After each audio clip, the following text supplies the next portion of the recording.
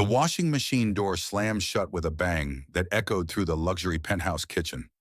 Sarah Williams stood frozen, her pregnant belly pressed against the cold marble countertop, staring at the designer clothes tumbling inside the drum. The expensive heels clicking on marble floors belonged to her millionaire ex-husband. Though they weren't divorced yet, that reality felt more distant with each passing day. "These are Jessica's workout clothes," Sarah said, her voice barely a whisper. The words tasted bitter in her mouth as she watched the bright pink sports bra spin in circles through the glass door. "And," Robert replied, not looking up from his tablet. His voice carried that dismissive tone she'd grown to recognize over their 20-year marriage. "You're not working right now. Make yourself useful." Sarah's hand instinctively moved to her 7-month pregnant belly. The baby kicked as if sensing her distress. "Robert, I'm your wife. I'm carrying your child." "Jessica's carrying my child too. Her clothes are designer. Treat them carefully." The words hit Sarah like a physical blow. She gripped the marble countertop until her knuckles turned white. Through the floor-to-ceiling windows, the city stretched out below them, but she felt trapped in this golden cage 40 stories above the ground. "What did you just say?" Sarah turned to face her husband of 20 years. Robert Williams, tech CEO and narcissistic master manipulator, finally looked up from his screen. "You heard me correctly. Sarah, Jessica is pregnant, due in 4 months. I thought you should know since you'll be helping with preparations." Sarah's legs felt weak. She lowered herself onto one of the kitchen stools, her pregnant body suddenly feeling heavier than ever. "How long has this been going on? Does it matter? What matters is that you understand your position in this household. Jessica needs support during her pregnancy, and since you're not contributing financially anymore, this is how you contribute." The washing machine hummed its mechanical rhythm, a soundtrack to Sarah's crumbling world. She stared at her husband, this man she'd built a life with, and realized she was looking at a stranger. "Robert, we've been married for 20 years. We're having a baby together. How can you ask me to take care of your mistress?" He set down his tablet with deliberate precision. "Because, Sarah, you seem to have forgotten that this penthouse, your credit cards, your comfortable life, all of it belongs to me. If you want to keep living here, you'll do what's needed." Sarah felt tears burning behind her eyes, but she refused to let them fall. Not in front of him, not anymore. "And if I refuse," Robert's smile was cold, calculated, "then you'll find yourself living somewhere much less comfortable, without any financial support. And we both know you haven't worked in years. Who's going to hire a 50-something woman with no recent experience?" The cruelty in his voice made Sarah's stomach turn. This was narcissistic abuse in its purest form, and she was finally beginning to recognize it for what it was. "I need some air," Sarah said, standing up carefully. "Don't forget to move the clothes to the dryer when the cycle finishes. Jessica has a yoga class at 3. Sarah walked toward the bedroom, each step feeling like she was moving through quicksand. Behind her, she could hear Robert returning to his tablet, already dismissing her existence. In their bedroom, she sat on the edge of the bed they'd shared for 2 decades and finally let the tears fall. Her phone buzzed with a text message. The name on the screen made her heart skip. "Mom. How are you feeling today, sweetheart? The baby must be getting big now." Sarah stared at the message from her mother, Diana Mitchell. How could she explain that her millionaire ex-husband was forcing her to do laundry for his pregnant mistress? How could she admit that her 20-year marriage had become a prison? Instead, she typed back, "Feeling tired but okay. Baby is active today." It wasn't a lie, but it wasn't the truth either. Sarah had become an expert at hiding the truth, even from herself. The washing machine buzzed from the kitchen, signaling the end of its cycle. Sarah closed her eyes and took a deep breath. She had to move Jessica's clothes to the dryer. She had to continue this nightmare until she could figure out how to escape it. As she walked back to the kitchen, Sarah caught sight of herself in the hallway mirror. When had she started looking so small? When had her shoulders begun to curve inward, like she was trying to make herself invisible? She opened the washing machine and began transferring the wet clothes to the dryer. A sports bra, yoga pants, designer t-shirts, all expensive, all belonging to the woman who was carrying her husband's child. As she shook out a pair of yoga pants, something crinkled in the pocket. Sarah's fingers found a small piece of paper. She pulled it out and unfolded it, her hands trembling. It was a pregnancy test. positive. But what made Sarah's blood run cold wasn't the result. It was the date written on the back in Jessica's handwriting. This test was dated 2 weeks before Sarah had announced her own pregnancy to Robert, which meant Jessica had been pregnant first, which meant Robert had been planning this betrayal for months. Sarah sank onto the kitchen floor. The pregnancy test clutched in her shaking hand. The sound of her own heartbeat filled her ears as the reality crashed over her. This wasn't just about an affair. This was about replacement. Robert appeared in the kitchen doorway. "Sarah, what are you doing on the floor?" She looked up at him, this man who had systematically destroyed her confidence and independence over 20 years of marriage. "How long have you been planning to replace me?" Robert's expression didn't change. "I have no idea what you're talking about. Are you feeling all right? Pregnancy can cause emotional instability."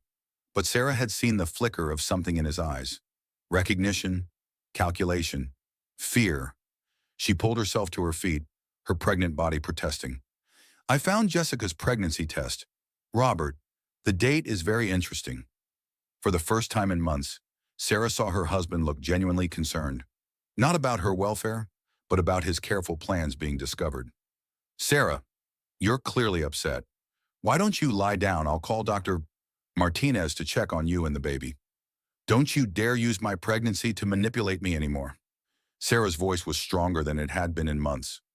"I know what you're doing. Robert, the question is, what are you going to do now that I know?" Robert stepped closer, and Sarah instinctively backed against the kitchen island. "What I'm going to do, Sarah, is remind you that you have nowhere else to go.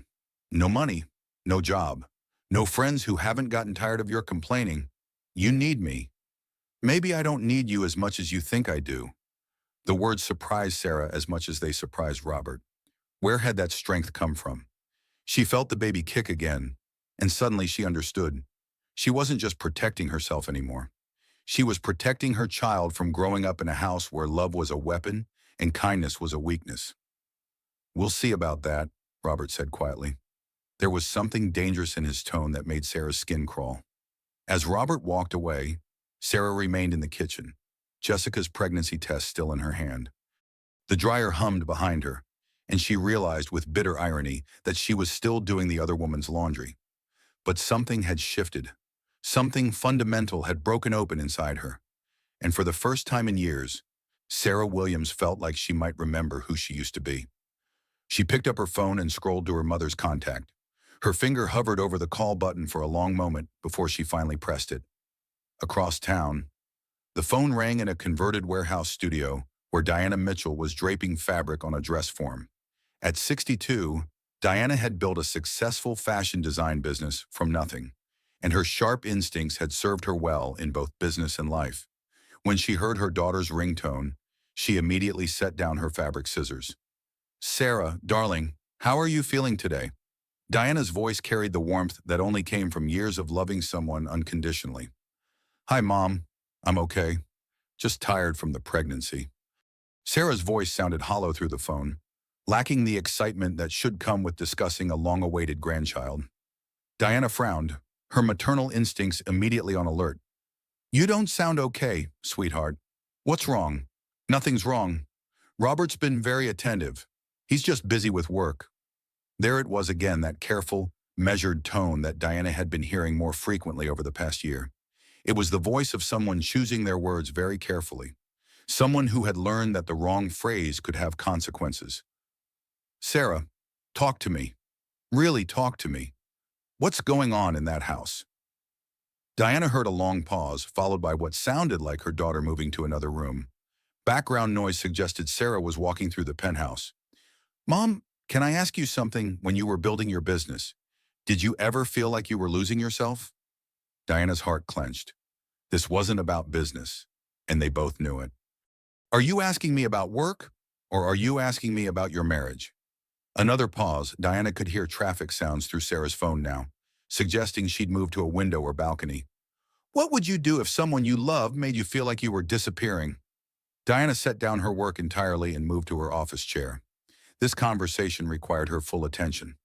"Sarah, honey, love doesn't make people disappear. Love makes people grow. What's Robert doing to you?" "He's not doing anything to me. Mom, I'm just being emotional." Pregnancy hormones. You know, Diana had heard enough. 40 years of reading people's emotions through their voices, of understanding the difference between truth and performance, told her everything she needed to know. Sarah Elizabeth Williams, I have known you for 38 years. You are not an emotional person. You are not prone to drama. And you are not someone who calls your mother looking for validation about pregnancy hormones. Something is wrong, and I need you to tell me what it is. The silence stretched so long that Diana wondered if the call had dropped. Then she heard a sound that broke her heart, her strong, capable daughter crying quietly. Sarah, baby, talk to me. He has a mistress. Mom, she's pregnant too. He made me wash her clothes today. Diana's hand tightened on the phone. He made you what? Her gym clothes. He said since I'm not working, I should make myself useful by taking care of things for Jessica. That's her name. Jessica. Diana stood up so quickly her chair rolled backward and hit the wall. Sarah, where are you right now? Are you safe? I'm on the balcony. He's in his office on a conference call. Mom, I found her pregnancy test. She was pregnant before I was. I think he's been planning to replace me. Diana was already reaching for her car keys. Listen to me very carefully. Sweetheart, I'm coming to see you. Today. Right now. Mom, you don't need to. Yes, I do. Sarah, what you're describing isn't just infidelity. This is something much more serious. This is systematic emotional abuse, and I will not let you go through this alone. Diana could hear her daughter's breathing through the phone, shaky and uncertain. But what if he's right? What if I can't make it on my own? I haven't worked in 15 years. Mom, who's going to hire a 50-something woman with no recent experience? What if I can't support myself and the baby? Sarah, listen to me. You are Diana Mitchell's daughter. You are smart, capable, and stronger than you remember. And even if you weren't, even if you needed help for the rest of your life, you would never deserve to be treated like a servant in your own home. Diana was already walking toward her car, phone pressed to her ear. Your father and I raised you to know your worth. Robert has spent years making you forget it, but I'm going to help you remember. Do you understand me? I think so. No, sweetheart. I need you to know so. Can you do something for me? What would go look in the mirror right now? Really look. And remember that the woman looking back at you survived 20 years with a man who tried to make her small. That woman is a fighter, even if she's forgotten how to fight. Diana heard footsteps through the phone, then a long pause. I'm looking. What do you see? Another pause. I see someone who looks tired. Look deeper. What else? I see someone who's still here, someone who's still standing. That's right, you're still standing. Sarah, and as long as you're standing, we can figure out the rest. I'm driving to the airport right now. I'll be there tonight. Robert won't like you staying here. Diana's laugh was sharp and confident. Sweetheart, I've been running my own business for 25 years.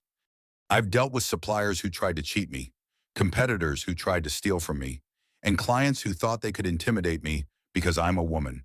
Robert Williams doesn't scare me. But Mom, no buts. I'm coming, and we're going to figure this out together. In the meantime, I want you to do something important. What? Start remembering who you were before Robert convinced you that you were nobody. Remember the woman who graduated summa cum laude from college. Remember the woman who ran her own consulting business before she got married. Remember the woman who chose to focus on family, not because she was weak, but because she was generous. Diana could hear her daughter's breathing steadying through the phone. That woman is still inside you. Sarah, she's just been hibernating. It's time to wake her up. I'm scared, Mom. Being scared means you're finally seeing the situation clearly. Fear can be a gift if you use it to fuel action instead of paralysis. Are you ready to stop being scared and start being angry? I think so. Good. Anger is much more useful than fear. Anger gets things done. Diana was already pulling into the airport parking garage. I'm about to book a flight. I'll text you my arrival time. And Sarah. Yes, or document everything. Write down what happened today with the laundry. Write down exactly what Robert said to you. We're going to need evidence. Evidence for what? For when we destroy him? The line was quiet for a moment. Then Sarah spoke. and Diana heard something in her daughter's voice that had been missing for years: determination. "Okay, Mom, I'll write it down. That's my girl. I'll see you tonight. And Sarah, you're going to be okay. We're going to make sure of it." After Diana hung up, she sat in her car for a moment, processing what she'd heard. Her successful, intelligent daughter was being systematically broken down by a narcissistic abuser who thought he could replace her like an outdated appliance. Diana Mitchell had built a fashion empire by understanding that sometimes you had to tear apart a design completely before you could create something beautiful.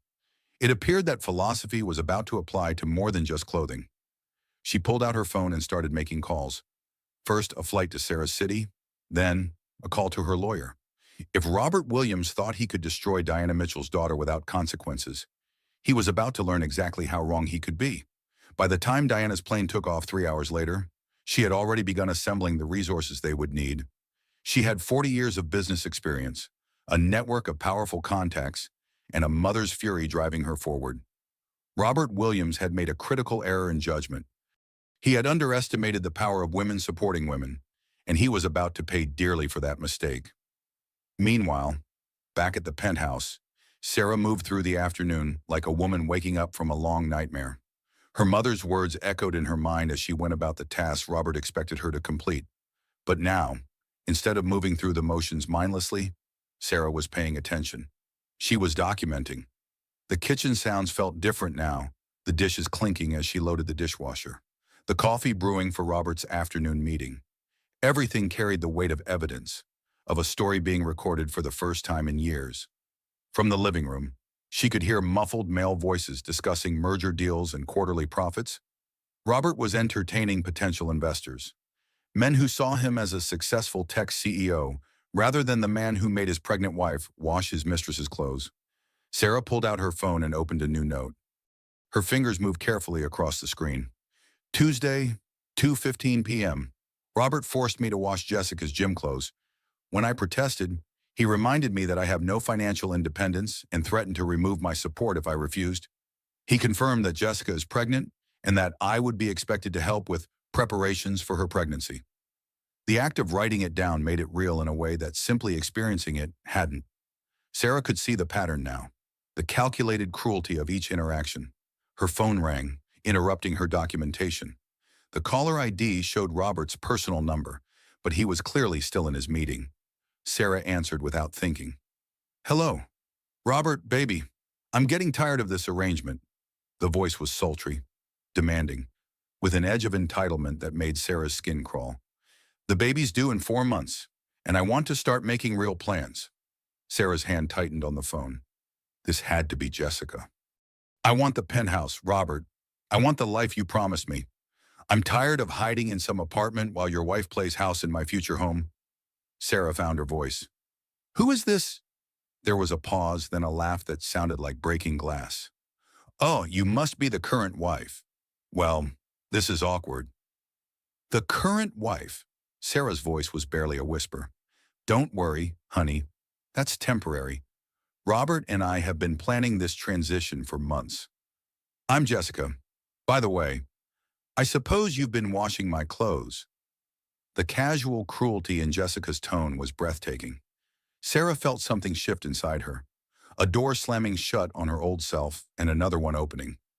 "Actually, Jessica, I think you should know something about the man you're planning a future with." "Oh, this should be interesting. What could you possibly tell me that I don't already know?" Sarah's voice grew stronger. "He told me the exact same things he's telling you. Promised me the same life, and in a few years, when you've given up your independence and had his child, there will be another woman washing your clothes while he makes the same promises to her." The silence on the other end of the line stretched long enough that Sarah wondered if Jessica had hung up. "That's not true," Jessica finally said, but her voice had lost some of its confidence. "Robert loves me. He chose me. Robert doesn't love anyone but himself, and he doesn't choose women. Jessica, he collects them until they're no longer useful. You're just bitter because you're being replaced." Sarah looked around the penthouse that had been her home for 20 years, at the life she'd built that was being systematically dismantled. "Maybe I am bitter, but I'm also right. And deep down, you know it." This time Jessica did hang up. Sarah stood in the kitchen, holding the phone, feeling something she hadn't experienced in years power. She had spoken truth to both her abuser and his accomplice, and the world hadn't ended. She added Jessica's call to her documentation, noting the time and the exact words exchanged. Then she did something that surprised her. She smiled. From the living room, she heard Robert's voice rising in animated discussion about market opportunities and growth projections. The men in that room saw him as a successful businessman, but Sarah was beginning to see him as what he really was, a predator who had gotten careless. Her phone buzzed with a text from her mother. Flight lands at 8:47 p.m. Don't pick me up. I'll take a taxi. Love you. Sarah felt a warmth spread through her chest. Help was coming. For the first time in years, she wouldn't have to face Robert's manipulation alone. She decided to make one more phone call to someone she hadn't spoken to in months.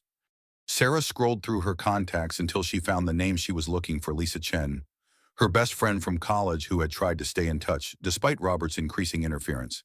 Sarah, oh my God, how are you? How's the pregnancy? Lisa's voice was warm and surprised. Lisa, I need to ask you something, and I need you to be completely honest with me. Of course. What's wrong?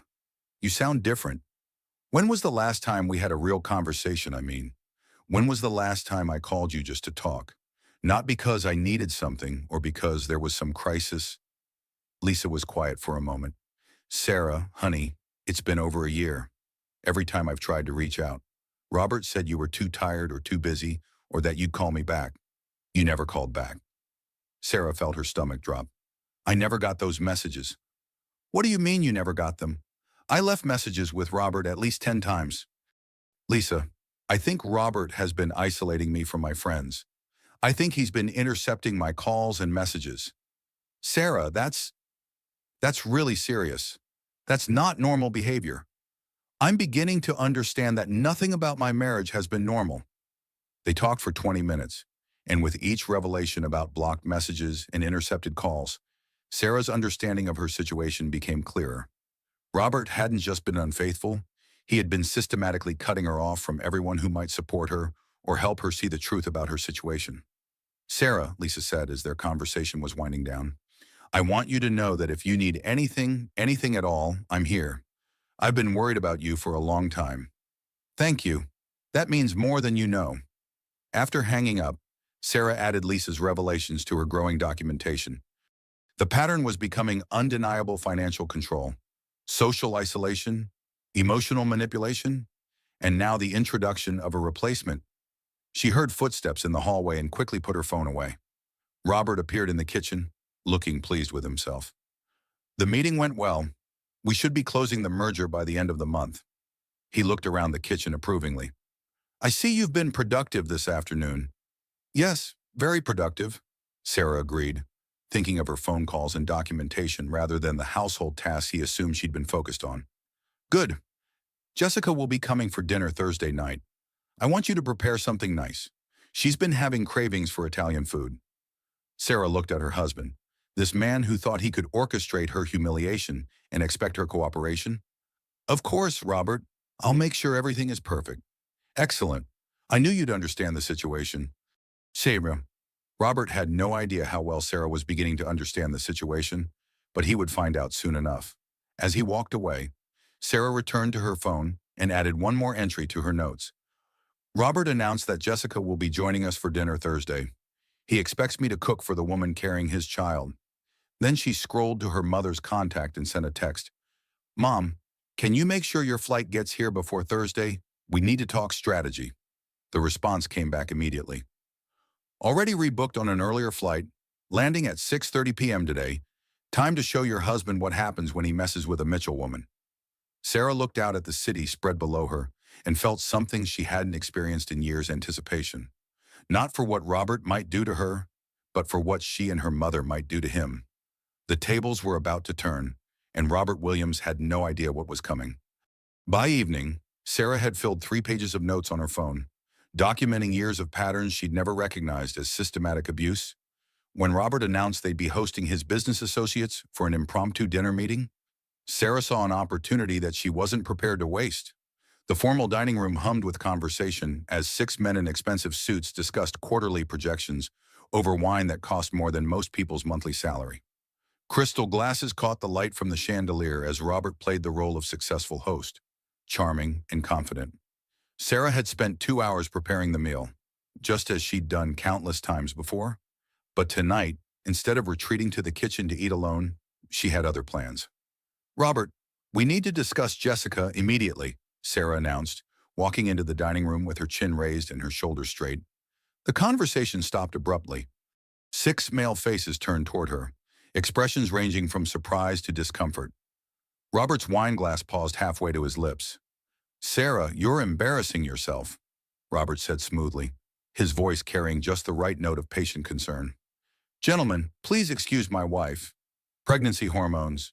You understand?" But Sarah had spent the afternoon remembering who she used to be, and that woman wouldn't be dismissed so easily. "I understand perfectly, Robert.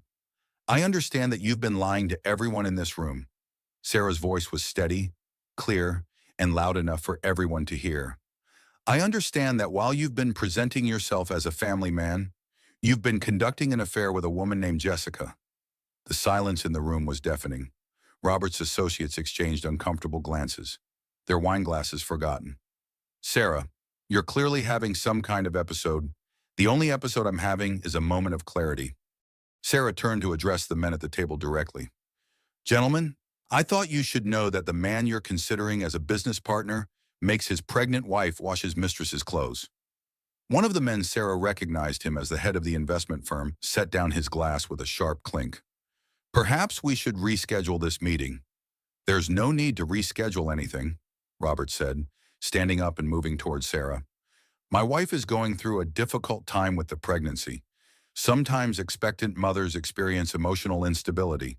But Sarah wasn't backing down. "Is emotional instability what you call discovering that your husband's mistress is also pregnant? Is that what you call finding out that your husband has been planning to replace you?" The men were already standing, gathering their papers and briefcases. The comfortable business atmosphere had evaporated completely. "Robert, we'll be in touch," one of them said, but his tone suggested they wouldn't be in touch at all. "This is unfortunate timing," another added. "We'll need to discuss this development with our board." Within minutes, Sarah found herself alone in the dining room with Robert. The confrontation she'd planned had succeeded in disrupting his business meeting, but she could see from his expression that she'd made a critical error in strategy. "That was a very expensive mistake." "Sarah," Robert said quietly. His voice was calm, but there was something dangerous underneath it that made Sarah's skin crawl.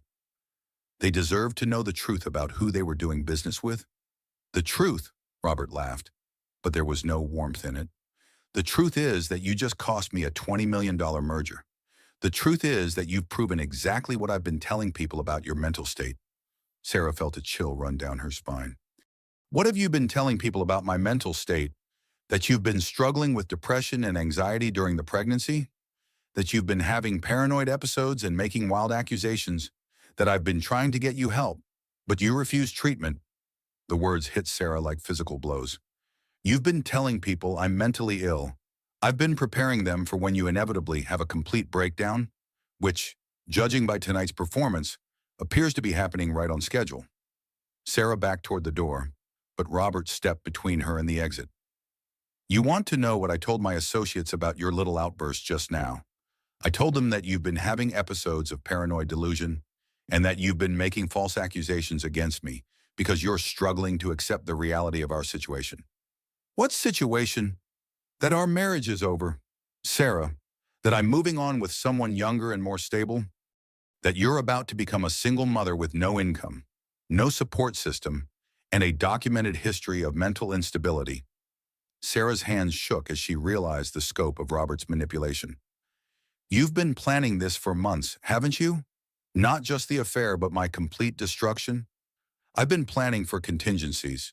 You're having my child, which means you'll always be connected to me in some way. I needed to ensure that connection would be manageable. Manageable. That if you ever tried to cause problems for me, no one would believe you. Who's going to take the word of an unstable woman with no independent means against a successful businessman with documented concerns about her mental health?"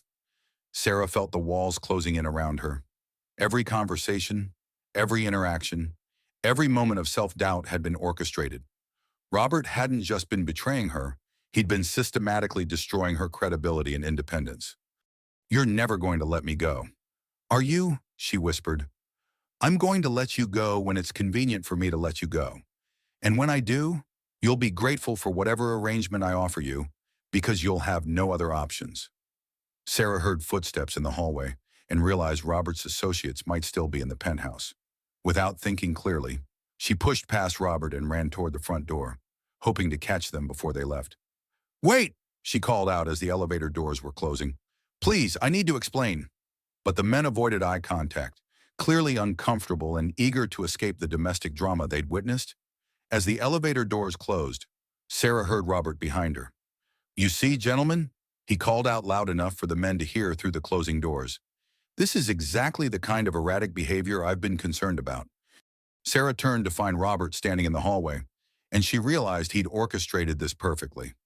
Her desperate attempt to reach his associates had only reinforced his narrative about her mental instability. "How long have you been planning this?" she asked. "Since the day I realized you were more liability than asset," Robert replied. "The affair with Jessica was just one component. I needed you to become so dependent on me that leaving would be impossible, and so isolated that no one would believe you if you tried to expose me." Sarah felt something break inside her, but it wasn't her spirit. It was her last illusion about the man she'd married. "You underestimated one thing, Robert." "What's that?" "You forgot that my mother raised me to be stronger than you'll ever be." Robert's confident expression flickered for just a moment. "Your mother is a 62-year-old fashion designer. Sarah, what exactly do you think she's going to do?" Sarah smiled, and for the first time all evening, she felt genuinely confident. "I guess we'll find out. She lands in an hour." This time, it was Robert's turn to look unsure. 3 hours later, a taxi pulled up outside the luxury apartment building where Sarah had lived for the past 15 years. Diana Mitchell stepped onto the sidewalk, her silver hair gleaming under the streetlights and her expression carrying the focused intensity of a woman on a mission.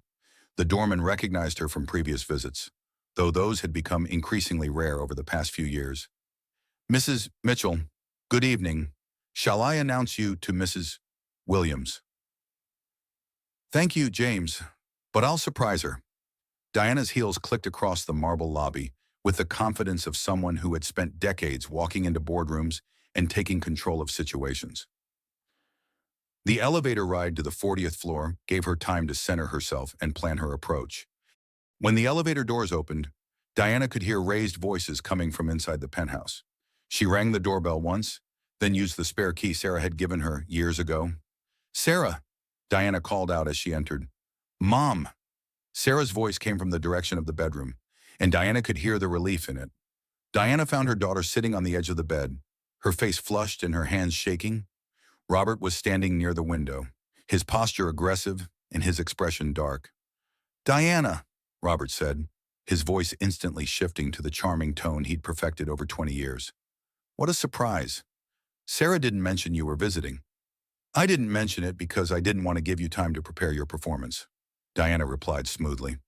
She moved directly to Sarah and sat beside her on the bed. "Sweetheart, are you all right?" "She's fine," Robert answered before Sarah could speak. "Just having a difficult evening." "The pregnancy has been emotionally challenging for her." Diana kept her eyes on her daughter. "Sarah, I asked you if you were all right. I'd like to hear your answer." Sarah looked between her mother and her husband, and Diana could see the fear in her daughter's eyes. Not fear of physical violence, but fear of consequences that had been carefully constructed over years of psychological manipulation. "I'm okay, Mom. Robert and I were just discussing some changes that need to happen." "What kind of changes?" Diana's voice remained calm, but her eyes never left Robert's face.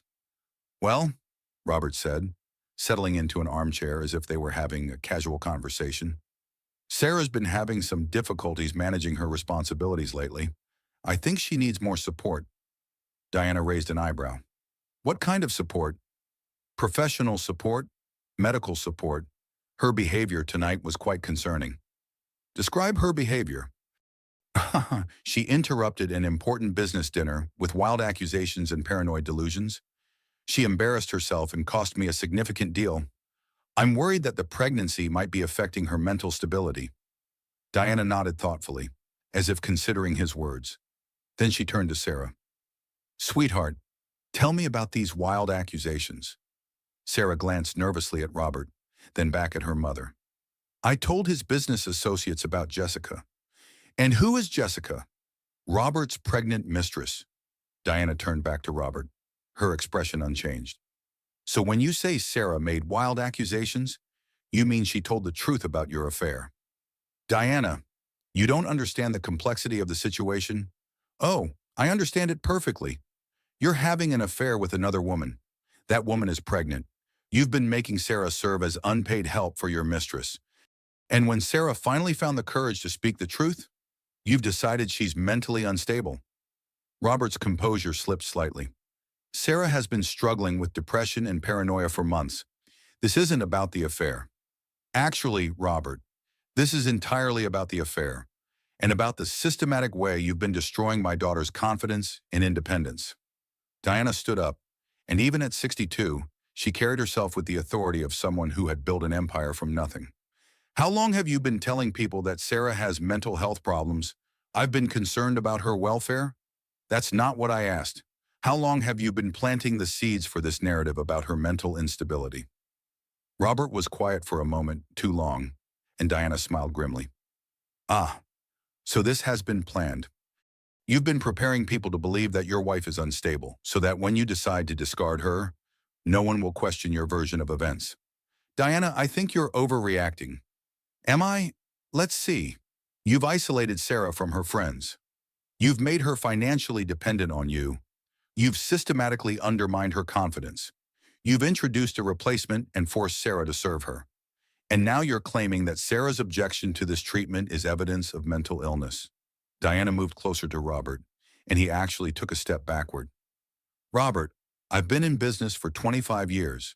I've seen every type of manipulation, intimidation, and psychological warfare that exists. What you've done to my daughter is textbook narcissistic abuse, and I will not allow it to continue. You will not allow it. Robert's voice carried a dangerous edge. Diana, this is my home, my marriage, and my business. You have no authority here. You're absolutely right. I have no authority in your marriage. Diana's smile was cold and sharp. But I do have authority in my daughter's life, and I do have resources that you've clearly underestimated. What kind of resources? The kind that comes from 25 years of building relationships with powerful people, lawyers, investigators, journalists, business leaders, people who don't like to see women being systematically destroyed by predators. Robert laughed, but it sounded forced. You're going to intimidate me with your fashion industry contacts. I'm not going to intimidate you at all. Robert, I'm going to destroy you using the same methods you've been using on Sarah systematically, carefully, and completely. The room fell silent except for the sound of traffic 40 stories below. Sarah looked between her mother and her husband, seeing Robert's confidence waver for the first time in years. Diana, I think you're misunderstanding the situation, Robert said, his voice returning to its practiced charm. Sarah and I are working through some marital difficulties. These things happen, but we're committed to our family and our future together. Are you committed to your future with Jessica too? Because from what I understand, you've made similar promises to both women. Robert's jaw tightened. I don't know what Sarah has told you. Sarah has told me the truth, and unlike you, I believe her. I've believed her from the moment she called me this afternoon, because I know my daughter. She doesn't lie, she doesn't exaggerate, and she doesn't have paranoid delusions. Diana moved back to the bed and took Sarah's hand. What she has is a mother who spent 40 years learning how to fight bullies. And Robert, you've just become my primary target. Robert looked between the two women, and Diana could see him calculating, trying to determine how serious a threat she represented. Sarah, he said finally, I think your mother should probably stay in a hotel tonight. She seems upset, and I don't want her stress affecting your pregnancy. Actually, Diana said, I'll be staying right here. In fact, I'll be staying until we've resolved this situation completely. And how do you propose we resolve it? Diana's smile was sharp and confident. We're going to give you the same choice you've been giving Sarah. Robert, you can do this the easy way, or you can do this the hard way. But one way or another, you're going to stop abusing my daughter. For the first time since Diana had arrived, Robert looked genuinely angry. You have no idea what you're getting involved in. Actually, I have a very clear idea. I'm getting involved in protecting my family. And Robert, I'm very good at protecting what's mine. As Diana spoke, Sarah felt something she hadn't experienced in years: safety. Her mother had walked into this nightmare and immediately seen it for what it was. More importantly, she had the experience and resources to fight back. Robert must have sensed the shift in power dynamics, because his next words carried an unmistakable threat. Diana, I think you should be very careful about the accusations you make. I have significant resources, and I don't appreciate being threatened in my own home. Good, Diana replied. Then you understand how Sarah has been feeling for the past several years. Now you get to experience what it's like to be threatened by someone with more power than you have. Sarah watched her husband and her mother face off, and she realized that for the first time in her marriage, Robert had met someone who wasn't afraid of him. The war for Sarah's freedom was about to begin. Diana spent her first night in the penthouse in the guest bedroom, but she was awake most of the time, making phone calls and taking notes. By morning, she had assembled what she privately referred to as her war council, a private investigator, a divorce attorney, and a forensic accountant who specialized in complex asset searches. Over breakfast, while Robert was in his office on conference calls with investors, Diana explained her strategy to Sarah. The key to defeating a narcissist is the same as defeating any bully: you have to be better prepared, better connected, and more ruthless than they are. Diana spread her notes across the kitchen island. Robert thinks he's been playing chess while you've been playing checkers. He doesn't realize that I've been playing three-dimensional chess for 25 years. Sarah picked at her eggs, her appetite diminished by stress and pregnancy. Mom, what if he's right? What if I can't make it on my own? Sarah, look at me. Diana waited until her daughter made eye contact. You are not on your own. You have me. You have resources he doesn't know about, and you have something he'll never have. What's that? People who actually care about you. Robert has allies, but he doesn't have friends. When this gets ugly, and it will get ugly, his support will evaporate because it's all transactional. Your support comes from love, and that's much more powerful. Diana's phone rang, and she answered immediately. Marcus, what did you find? Sarah listened to her mother's side of a conversation with what was obviously the private investigator. Multiple offshore accounts. How many? Diana was taking rapid notes. And the previous relationships I see? Yes. Get me documentation on all of it. When Diana hung up, her expression was grim. What did he find? Sarah asked. Robert has been very busy hiding money. Marcus found evidence of at least 5 offshore accounts with a combined value of over $8 million. Money that should be considered marital assets. Sarah felt dizzy. $8 million. How is that possible? Because Robert has been systematically moving money out of your reach for years, probably in preparation for exactly this scenario.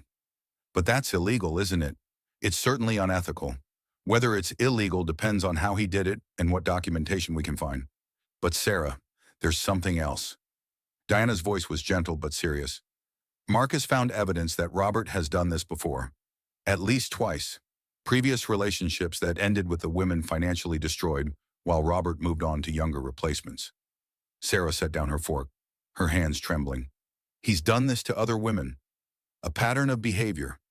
Long-term relationships where he isolated the women, made them financially dependent, then discarded them when he found replacements. In both cases, the women ended up with nothing. What happened to them? One moved back in with her elderly parents. The other had to declare bankruptcy. Both signed non-disclosure agreements in exchange for minimal settlements. Sarah felt sick. I could have been just another woman he destroyed. You still could be if we don't handle this correctly. But Sarah, you have something those women didn't have. What? Me? And evidence. And timing. Diana's phone rang again. This time it was her attorney. Jennifer, tell me you have good news. Yes, I understand the challenges, but what are our options? Diana listened for several minutes, occasionally asking sharp questions about property law and asset recovery. What about emergency protective orders, not for physical abuse, but for financial abuse? I see. And if we can document the systematic isolation, excellent. When she hung up, Diana looked more optimistic. Jennifer thinks we have a strong case for financial abuse, especially if we can document the pattern of isolation and the hidden assets. But we need to move quickly. Why quickly? Because Robert is smart, and he's going to realize soon that you're not going to quietly accept his plan. When he does, he'll accelerate his timeline. As if summoned by their conversation, Robert appeared in the kitchen. He was dressed for work in one of his expensive suits, but Sarah noticed that he looked tired and stressed. Diana, I trust you slept well. Very well, thank you. I had some lovely conversations with old friends. Robert's expression sharpened. What kind of friends? The kind who are very good at finding information? I hope you don't mind that I've been catching up with people. What kind of information? Diana smiled pleasantly. Oh, just general information about business practices, asset management, that sort of thing. You'd be surprised how much people are willing to share when they think someone might be in trouble. Robert poured himself coffee with hands that weren't quite steady. Diana, I think you might be getting carried away with whatever story Sarah has told you. Actually, I haven't been relying on Sarah's story at all. I've been doing my own research. Research into what? Into you, Robert, your business practices, your personal history, your financial arrangements. It's amazing what public records can tell you about someone if you know where to look. Robert set down his coffee cup hard enough to splash coffee onto the counter. I don't appreciate being investigated in my own home. I'm sure you don't. Just like I'm sure you didn't appreciate being publicly exposed at your business dinner last night. But sometimes people's actions have consequences they weren't expecting. Sarah watched the exchange with fascination. Her mother was completely calm, almost cheerful, while Robert was clearly agitated and off balance. Diana, I'm going to ask you to stop whatever investigation you think you're conducting. And I'm going to decline, but I appreciate the request. Robert's phone buzzed, and he answered it immediately. Williams, what? When did this happen? I see. He hung up and looked directly at Diana. One of my investors just called. Someone has been asking questions about my business practices and personal conduct. How interesting. I wonder who would do such a thing. Diana, this needs to stop. Now. Actually, Robert, this is just getting started. I made some calls last night to people who are very good at their jobs. By the end of the week, we'll have a complete picture of your financial situation, your business practices, and your personal history. You can't just, I can, and I am. You've spent years systematically destroying my daughter's life. Now it's your turn to experience what it feels like when someone with resources decides to focus their attention on you. Robert's face was flushed with anger. You have no idea what you're dealing with.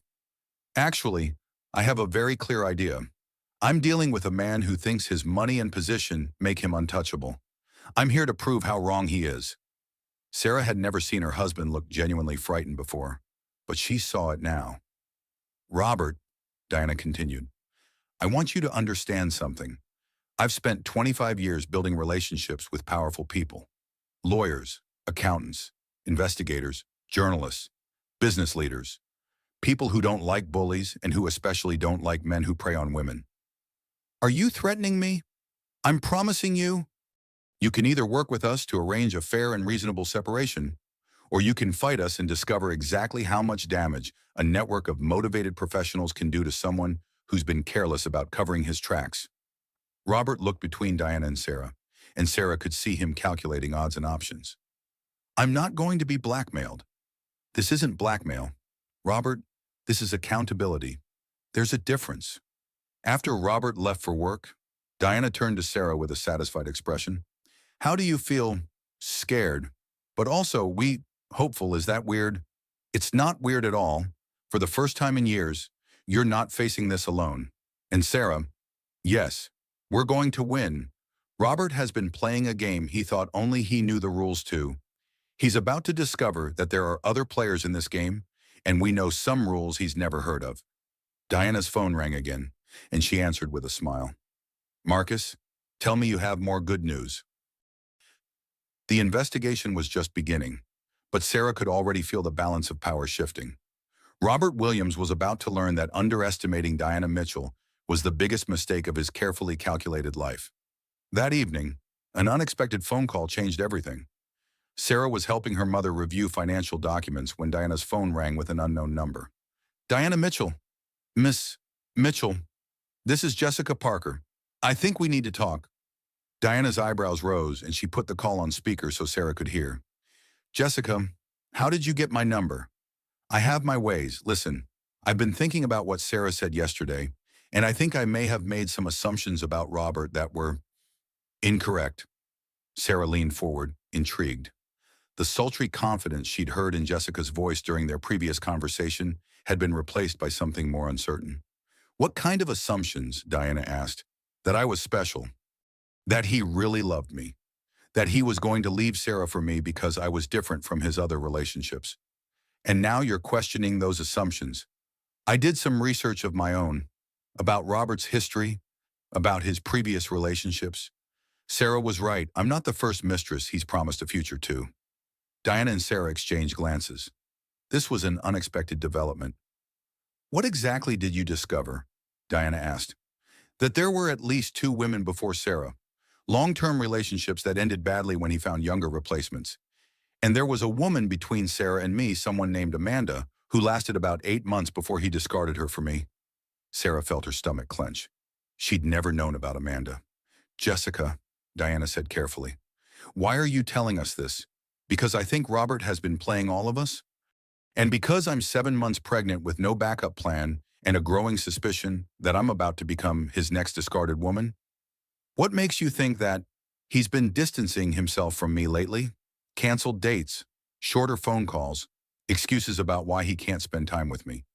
And yesterday, when Sarah confronted me, something clicked. The way he talked about Sarah in the beginning was exactly how he talks about me now, like I'm temporary. Diana was taking notes rapidly.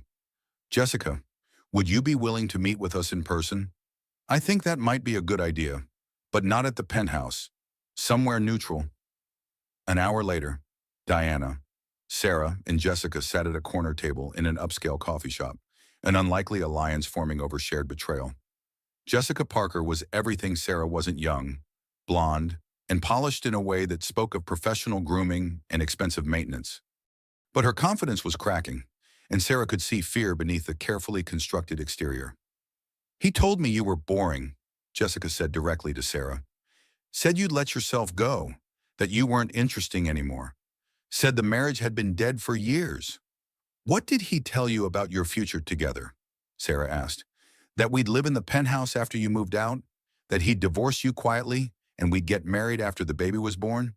That I'd have everything I wanted: financial security, social status, a powerful husband. Diana set down her coffee cup. And in exchange, I gave up my job, my apartment, my independence. He said he wanted to take care of me during the pregnancy, that I shouldn't stress myself with work. Sarah recognized the pattern immediately. He isolated you. Completely. I lost touch with most of my friends because I was always busy with Robert. I let my professional relationships lapse because he said I wouldn't need to work anymore. Jessica, Diana said gently, what changed your mind about Robert? Jessica's perfectly manicured hands twisted together. 2 things.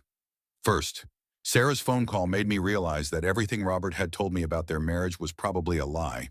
If he lied about Sarah, what else was he lying about? And the second thing, I overheard a conversation he had with someone, I think it was his lawyer. He was talking about managing 2 situations and minimizing financial exposure.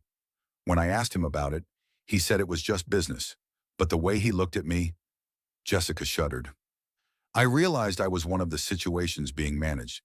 Sarah felt an unexpected sympathy for this woman who had unknowingly become part of Robert's manipulation scheme. Jessica, what do you want from this conversation? Diana asked. I want to know what Robert is really planning.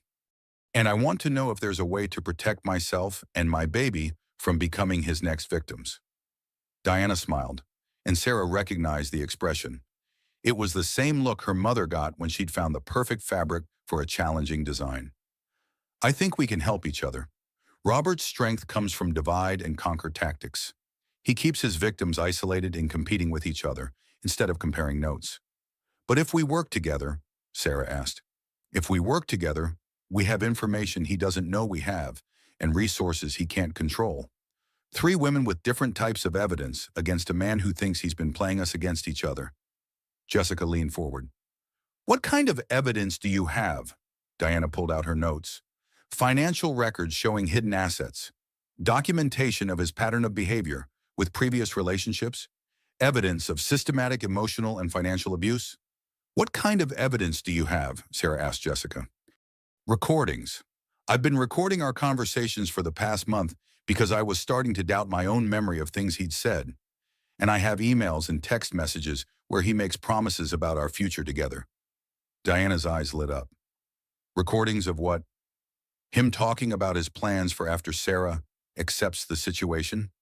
Him discussing how to minimize his financial obligations to both of us? Him talking about Sarah like she's a problem to be managed rather than a person with rights? Sarah felt a mixture of hurt and vindication. The recordings would prove that her marriage had become a calculated business arrangement rather than a relationship. Here's what I propose, Diana said. We combine our resources and our evidence. We work together to expose Robert's systematic abuse and fraud, and we make sure that all three of us come out of this with dignity and financial security. What about the babies? Jessica asked. I don't want my child to grow up with Robert as a father, but I also can't afford to raise a child alone. That's exactly why we need to work together, Sarah said. He's counting on us being too scared and isolated to fight back. But if we're united, we have leverage, Diana finished. Jessica, are you willing to share your recordings with our attorney?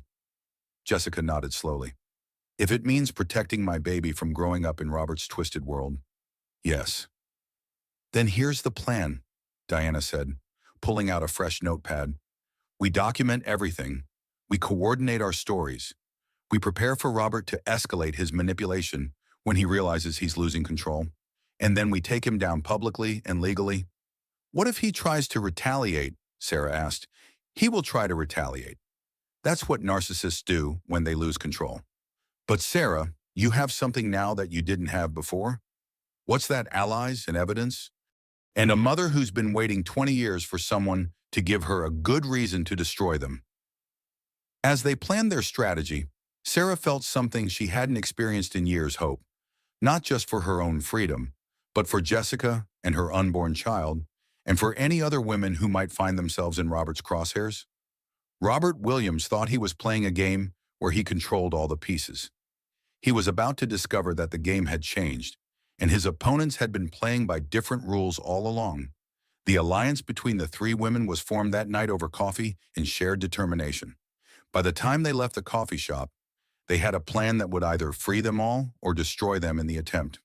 Either way, they would face it together. Diana spent the next 3 days orchestrating what she privately called Operation Accountability. The plan was complex, requiring precise timing and coordination between multiple parties. But Diana had spent 25 years managing complicated business operations. Destroying one narcissistic millionaire ex-husband was well within her skill set. The centerpiece of their strategy was Robert's company's annual gala, scheduled for Friday night. It was the social event of the year for the tech industry in their city, with over 300 attendees including investors, media representatives, and business leaders. Robert was scheduled to give the keynote address about innovation and integrity in modern business. Diana found the irony delicious. The key, Diana explained to Sarah and Jessica during their Wednesday strategy meeting, is that narcissists can't resist an audience. Robert will be at his most confident and arrogant on Friday night, surrounded by people he wants to impress. That's when people make mistakes. Jessica had become an invaluable asset to their cause.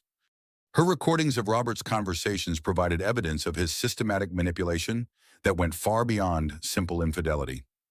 In one particularly damaging recording, Robert discussed Sarah as a temporary inconvenience that would be resolved after the birth. I still can't believe I was recording my own manipulation, Jessica said, shaking her head.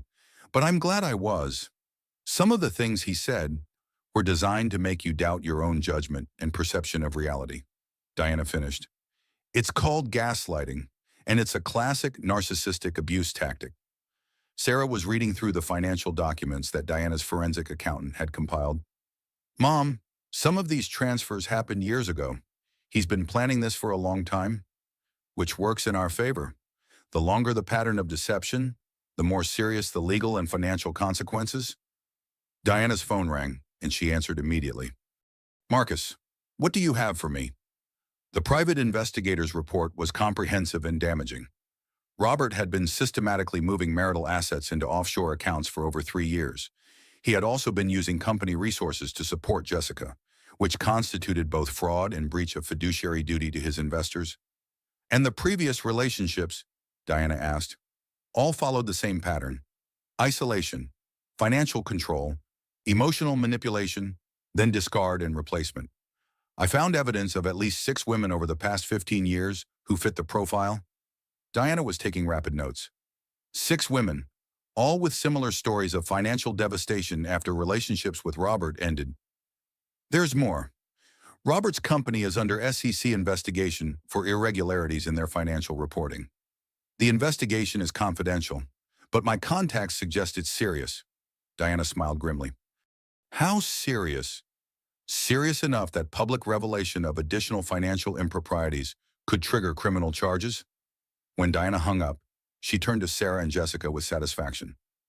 Ladies, Robert Williams is about to have a very bad week.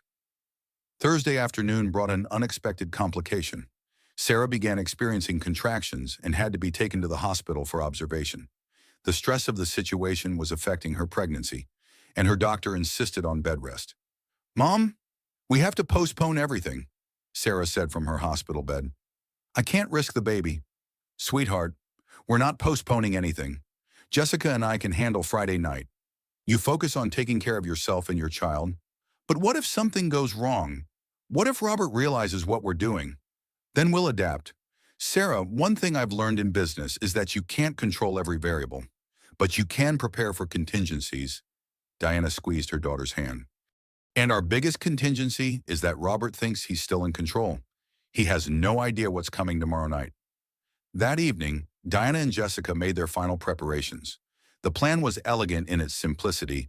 They would attend the gala as invited guests, wait for Robert's keynote speech, and then systematically expose his systematic abuse using evidence that was undeniable and public embarrassment that was unavoidable. Are you sure you're ready for this? Diana asked Jessica as they reviewed their timeline. I'm 7 months pregnant, financially dependent on a man who's planning to discard me, and carrying the child of someone who sees me as a temporary convenience. I've never been more ready for anything in my life. Friday evening arrived with the kind of clarity that comes with decisive action. Diana dressed in one of her own designs, a midnight blue dress that conveyed authority and sophistication. Jessica wore elegant maternity wear that emphasized her pregnancy and her vulnerability. The gala was held at the city's most prestigious hotel, with crystal chandeliers and marble floors that reflected the light from hundreds of candles. Robert was in his element, working the room with practiced charm and political skill. Diana and Jessica arrived separately and maintained distance from each other throughout the evening. To any observer, they appeared to be just 2 more guests at a successful business event. Robert's keynote speech was scheduled for 9 o'clock. At 8:45, Diana positioned herself near the stage while Jessica found a seat in the front row where she would be clearly visible to both Robert and the audience. Ladies and gentlemen, the master of ceremonies announced, please welcome Robert Williams, CEO of Williams Tech Solutions, speaking tonight on innovation and integrity in modern business.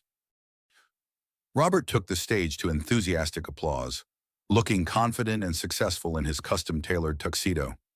He began his speech with jokes and industry insights, warming up the audience for his main points about ethical business practices and corporate responsibility. Diana waited until Robert was 15 minutes into his speech, until he was relaxed and confident, until the audience was fully engaged with his presentation. Then she stood up and began walking toward the stage. Excuse me, Diana said, her voice carrying clearly through the room. I have something to add to this discussion about integrity. Robert's speech faltered as he saw Diana approaching the microphone. The audience turned to look at this silver-haired woman who was interrupting the keynote address. I'm sorry, ma'am, Robert said, trying to maintain his composure, But this is a scheduled presentation, and I'm scheduling an unscheduled edition, Diana replied, reaching the stage and taking the microphone with the confidence of someone who had spent decades commanding attention. Ladies and gentlemen, Diana announced to the now silent ballroom, I'd like to introduce you to the real Robert Williams. Robert tried to reclaim the microphone, but Diana stepped smoothly away from him. My name is Diana Mitchell, and I'm here tonight to discuss a different kind of innovation, the innovation that Robert Williams has brought to the art of a systematic abuse and financial fraud. The audience was completely silent now. 300 people frozen in fascination and horror as Diana continued.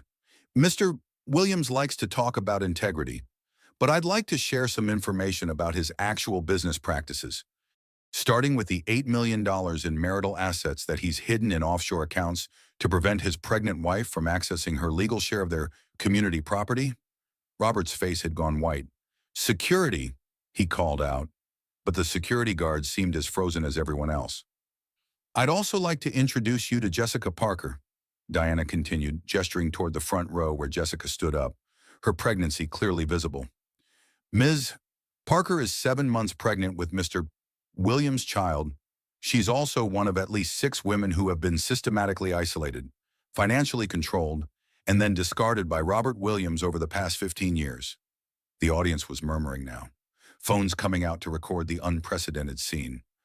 But most importantly, Diana said, her voice carrying clearly through the sound system, I'd like you to meet my daughter Sarah, who is currently in the hospital due to pregnancy complications caused by the stress of discovering that her husband of 20 years has been planning to replace her with a younger woman while forcing her to serve as unpaid domestic help for his mistress. Robert made one final attempt to regain control. This woman is clearly having some kind of breakdown. Actually, Diana interrupted, the only breakdown happening here is the breakdown of your carefully constructed lies. She pulled out a tablet and connected it to the presentation system. I have recordings, financial documents, and sworn statements from multiple women detailing Robert Williams' pattern of systematic abuse. I have evidence of fraud, asset concealment, and breach of fiduciary duty. The room erupted in noise as Diana's evidence appeared on the large screens throughout the ballroom. Financial transfer records, recorded conversations, and detailed timelines of Robert's manipulation tactics were displayed for everyone to see. And finally, Diana announced over the growing chaos, I have a message from my daughter Sarah, who wanted to be here tonight but is currently in the hospital because of the stress this man has put her through. Diana's voice softened slightly as she delivered Sarah's words. For 20 years, I believed that love meant accepting less than I deserved. Tonight, I want every woman in this room to understand that love should never require you to disappear. Thank you for listening. The ballroom exploded into chaos as Robert fled the stage and investors began frantically making phone calls. Diana calmly gathered her materials and walked toward the exit, where Jessica was waiting for her. How do you feel? Jessica asked as they left the hotel. Like justice, Diana replied. I feel like justice. Behind them, Robert Williams' carefully constructed world was collapsing in real time, documented by hundreds of phones and witnessed by the very business community he had spent years trying to impress. The trap had been sprung perfectly, and there would be no escape. The fallout from Friday night's gala was swift and devastating.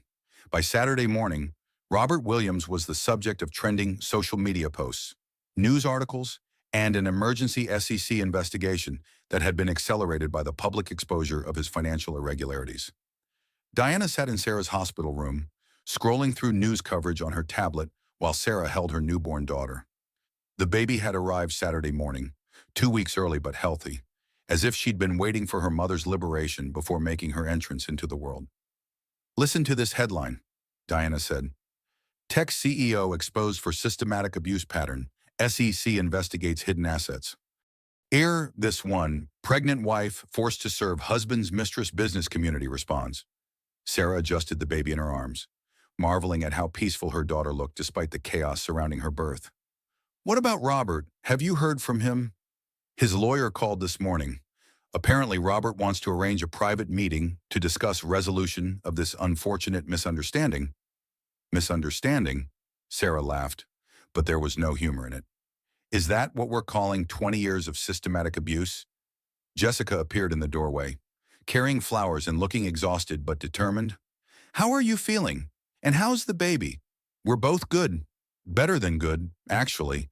I feel like I can breathe for the first time in years. Jessica sat down carefully, her own pregnancy making movement awkward. I came to tell you that Robert called me this morning too. He offered me a substantial settlement in exchange for signing a non-disclosure agreement and disappearing. How substantial? Diana asked. $2 million and a house in another state, plus support for the baby until she's 18? Sarah studied Jessica's expression. But you're not taking it. I'm not taking it. $2 million is a lot of money, but it's not worth letting him do this to other women. Besides, your mother's attorney thinks we can get much more than that through legal channels. Diana smiled approvingly.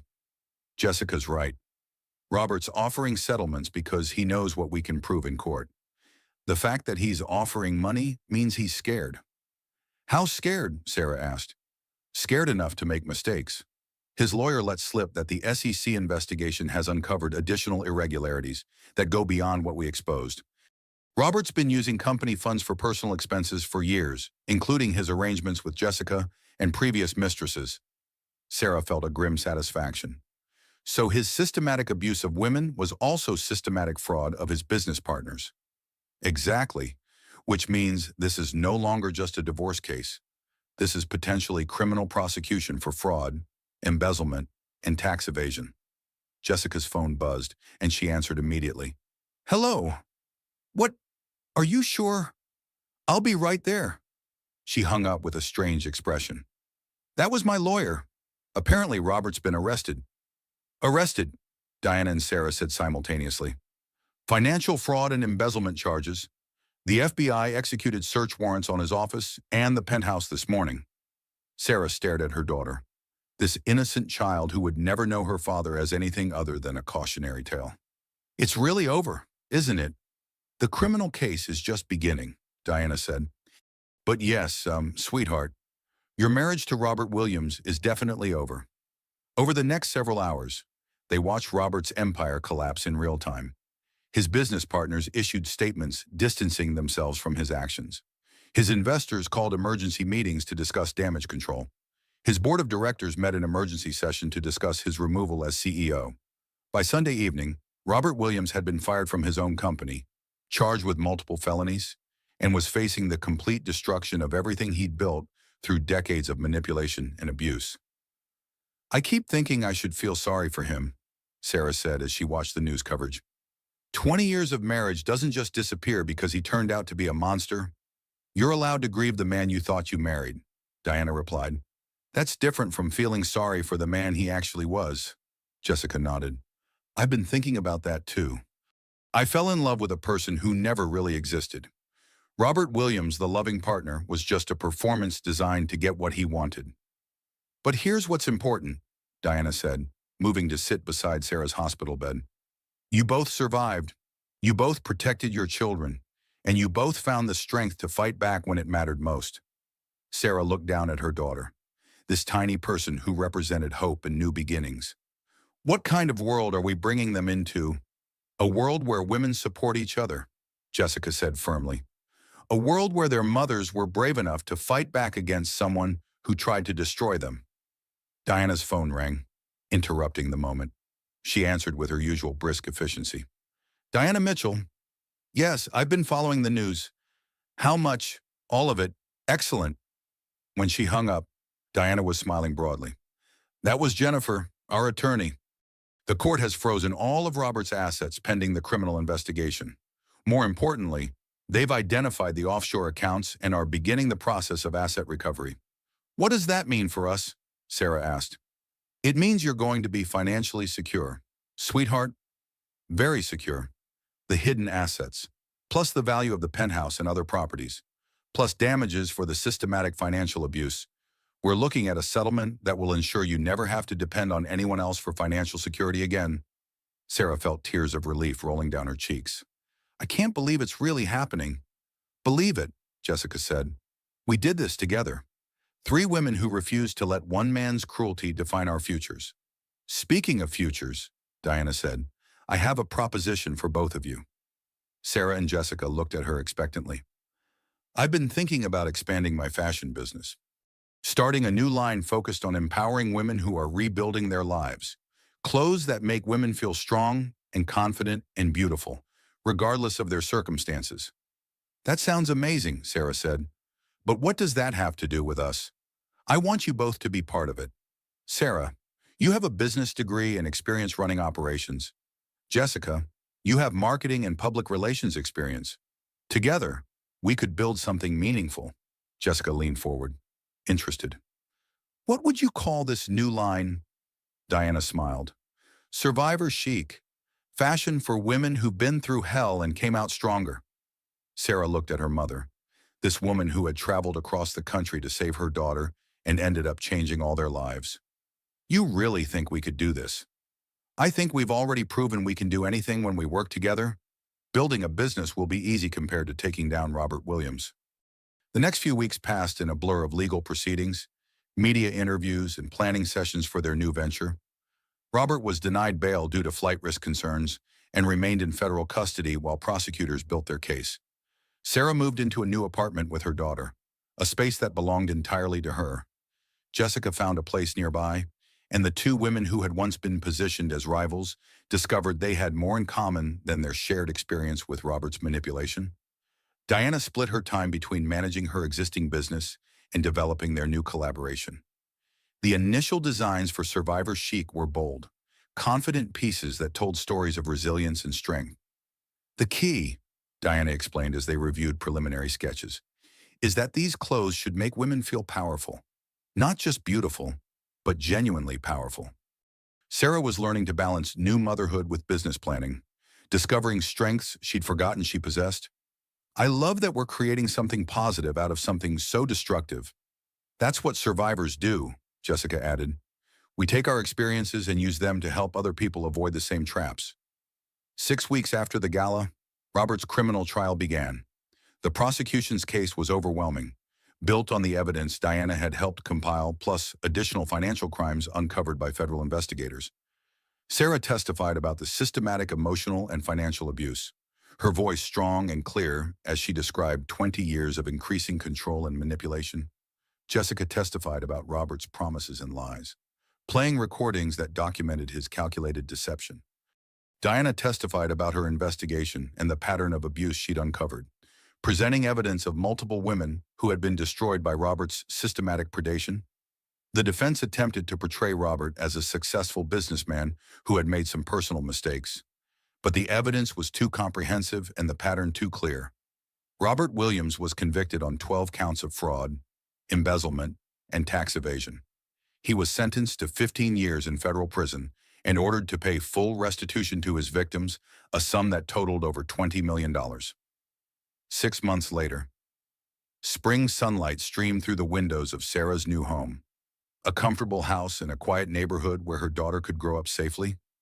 The sound of baby laughter mixed with the gentle hum of Diana's sewing machine, which had been set up in the converted garage that now served as their design studio. Sarah bounced her 6-month-old daughter Emma on her lap while reviewing orders for Survivor Chic's first major retail partnership.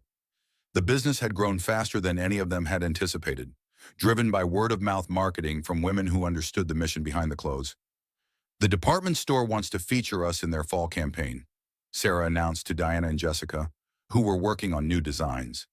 They want to call it Fashion for Fearless Women. I love it, Jessica said, looking up from her laptop where she was managing their social media presence. Her own daughter had been born 2 months earlier, and both babies often shared the workspace with their mothers. Our Instagram engagement is up 300% this month. Diana smiled as she adjusted a seam on a blazer that was part of their professional wear collection. You know what I love most about this business? What's that? Sarah asked. We're not just making clothes. We're making statements.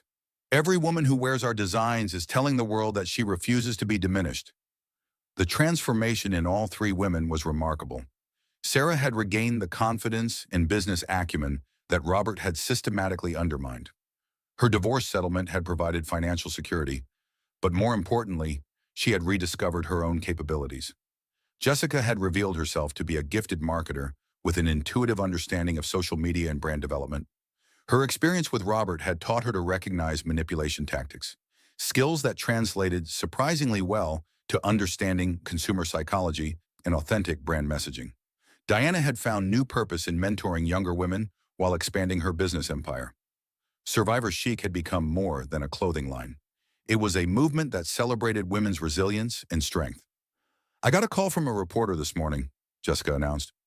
"She wants to do a follow-up story about Robert's sentencing and how we've rebuilt our lives." "Are you interested in doing the interview?" Sarah asked. "I think so. I want other women to know that escaping an abusive situation isn't the end of the story. It's the beginning of a better one."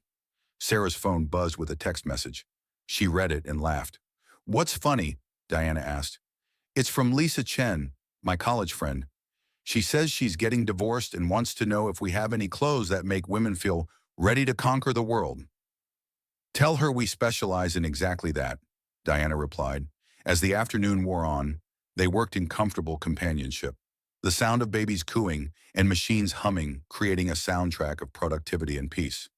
It was a far cry from the tension and fear that had characterized Sarah's life just 8 months earlier. "Can I ask you both something?" Sarah said during a break in their work. "Always," Diana replied. "Do you ever think about what would have happened if we hadn't worked together? If we had let Robert pit us against each other the way he planned?" Jessica considered the question seriously. "I think we all would have ended up destroyed. I would have discovered eventually that he was planning to discard me too. But by then I would have been completely isolated and financially dependent, just like his previous victims. And I would have ended up raising Emma alone with no resources and no support system," Sarah added. "Robert would have gotten away with everything, and there would have been more women after Jessica." Diana nodded. "The thing about predators like Robert is that they rely on shame and isolation to keep their victims silent. When women start talking to each other, comparing experiences, the predator's power disappears." "Is that why you wanted to expose him so publicly?" Jessica asked. "Partly, but also because I wanted other women to see that fighting back is possible, that abusers aren't as powerful as they pretend to be when their victims have support and resources." Sarah looked around their workspace, at the evidence of their collaboration and success, at her daughter playing peacefully in her carrier, at her mother and Jessica working together on designs that would help other women feel strong. "I keep thinking about something Emma's pediatrician said," Sarah shared. "She told me that babies can sense stress and tension, but they can also sense safety and love. Emma is going to grow up knowing that women support each other, that we don't have to accept less than we deserve. And my daughter will grow up with the same understanding," Jessica added. "She'll never doubt her worth the way I did." Diana paused in her sewing to look at both younger women. "You know what I'm most proud of? What one that we didn't just survive Robert Williams. We transformed the experience into something that helps other women. We turned our trauma into triumph." Their conversation was interrupted by a knock at the door. Sarah opened it to find a delivery person with a large package. "What is it?" Jessica asked as Sarah signed for the delivery.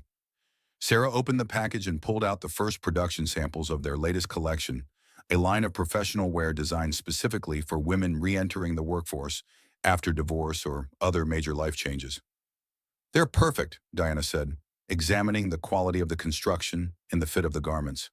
"Look at this," Jessica said, reading the note that had come with the samples. "The manufacturer wants to feature our story in their company newsletter. They're calling us an inspiration to other women entrepreneurs." Sarah held up one of the blazers, a deep navy piece with subtle details that conveyed both professionalism and strength. "Remember when Robert told me that no one would hire a 50-something woman with no recent experience?" "I remember," Diana said grimly. "Well, I may not have gotten hired by someone else, but I hired myself, and Jessica, and soon we'll be hiring other women who need a chance to prove what they can do." That evening, after Jessica had gone home and Diana was putting the finishing touches on a new design, Sarah sat in her living room with Emma, reflecting on the journey that had brought them to this point. 8 months ago, she had been washing another woman's clothes and accepting the slow destruction of her spirit. Tonight, she was a successful entrepreneur, a single mother by choice, and part of a business that was helping other women reclaim their power. Her phone rang, and she saw Lisa Chen's name on the screen. "Sarah, I saw the article about Survivor Chic in the Business Journal. I'm so proud of you." "Thank you. It feels surreal sometimes. How much has changed." "Can I ask you something? How did you find the courage to fight back? I'm going through my own divorce, and some days I feel so overwhelmed. Sarah looked down at Emma, who was sleeping peacefully in her arms, and thought about her mother's unwavering support in Jessica's unexpected alliance. I learned that asking for help isn't weakness. It's the first step towards strength. And sometimes the people who love you most are the ones brave enough to fight your battles when you can't. That's beautiful and true. Lisa, you're going to be okay. More than okay. You're going to discover strengths you didn't know you had. After they hung up, Sarah carried Emma to the nursery and settled her in the crib surrounded by soft colors and natural light. The room was peaceful and safe, filled with the promise of a future built on love rather than control. Back in the living room, Sarah picked up her laptop and began working on their business plan for the next quarter. Survivor Chic was expanding into online retail, and they were planning a series of workshops for women rebuilding their lives after abusive relationships. As she worked, Sarah could hear the gentle sounds of her new life, the quiet hum of the refrigerator, the distant sound of neighbors talking in their gardens, the peaceful breathing of her sleeping daughter. These were the sounds of freedom, of choices made from strength rather than fear. The washing machine in her laundry room hummed quietly as it cleaned clothes that belonged only to her and Emma. Sarah smiled at the memory of that first day when Robert had demanded she wash Jessica's clothes. That moment had been the beginning of her awakening, the first crack in the facade that had hidden years of systematic abuse. Now the washing machine cleaned clothes for a woman who owned her own home, ran her own business, and made her own choices. The sound that had once symbolized her humiliation had become a reminder of how far she'd traveled. Sarah closed her laptop and walked to the window, looking out at the quiet street where Emma would learn to ride a bicycle and make friends and grow up surrounded by the knowledge that she was valued and loved unconditionally. In the distance, city lights twinkled like stars, and Sarah felt a deep sense of gratitude for the journey that had brought her here. She had lost a marriage, but she had gained herself. She had lost financial security temporarily, but she had gained the knowledge that she could create her own security. She had lost the illusion of love, but she had found real love in the support of women who refused to let each other fall. The story that had begun with humiliation and manipulation had transformed into one of resilience and triumph. Sarah Williams was no longer the woman who had accepted less than she deserved. She was the woman who had fought back, who had rebuilt, and who was now helping other women do the same. As she prepared for bed, Sarah thought about the note she wanted to include in the next Survivor Chic newsletter. To every woman who has ever felt small, invisible, or powerless, your story is not over. Your strength is not gone. Your worth is not determined by someone else's inability to see it. Sometimes the most beautiful transformations begin with the courage to say no more and the wisdom to say, help me. Sarah turned off the lights and headed to her bedroom, content in the knowledge that tomorrow would bring new challenges and new opportunities to help other women find their strength. The nightmare was over, and the real life, the life she had chosen and built with her own hands, was just beginning.